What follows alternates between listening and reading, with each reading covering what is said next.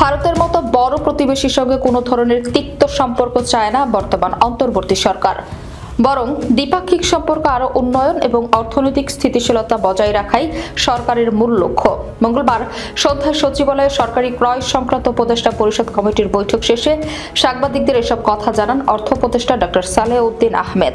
অর্থ উপদেষ্টা জানান, ভারতের সঙ্গে বিদ্যমান টানাপোড়েন কমিয়ে সম্পর্ক স্বাভাবিক করতে প্রধান উপদেষ্টা ডক্টর মোহাম্মদ ইউনূস নিজেও ব্যক্তিগতভাবে চেষ্টা চালিয়ে যাচ্ছেন। তিনি বলেন, সরকার চায় না ভারতের সঙ্গে সম্পর্কের অবনতি হোক। একটি বড় প্রতিবেশী দেশের সঙ্গে সুসম্পর্ক বজায় রাখা দুই দেশের জন্যই মঙ্গলজনক।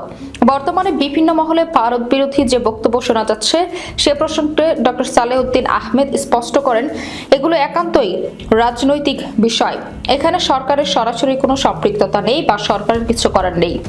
রাজনৈতিক প্রেক্ষাপট যাই হোক না কেন, রাষ্ট্রীয় পর্যায়ে সুসম্পর্ক বজায় রাখতে সরকার বদ্ধপরিকর। দুই দেশের বর্তমান রাজনৈতিক পরিস্থিতির প্রভাব ব্যবসা বাণিজ্য বা অর্থনীতির উপর পড়বে না বলে আশ্বস্ত করেন অর্থ উপদেষ্টা।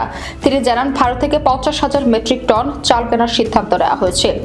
এই আমদানির ফলে দুই দেশের অর্থনৈতিক সম্পর্ক আরও মজবুত হবে। প্রয়োজনীয় পণ্য আমদানিতে কোনো বাধার সৃষ্টি হবে না। ভারতের সঙ্গে সম্পর্ক নষ্ট করার ক্ষেত্রে যদি কোনো তৃতীয় দেশের উস্কানি বা হস্তক্ষেপ থাকে, তবে তাতে পা দেবে না অন্তর্বর্তী সরকার। ডক্টর সালেহউদ্দিন আহমেদ জানান, সরকার অত্যন্ত সচেতনভাবে পরিস্থিতি মোকাবিলা করছে এবং জাতীয় স্বার্থকে প্রাধান্য দিয়ে দ্বিপাক্ষিক সম্পর্ক এগিয়ে নিতে চায়।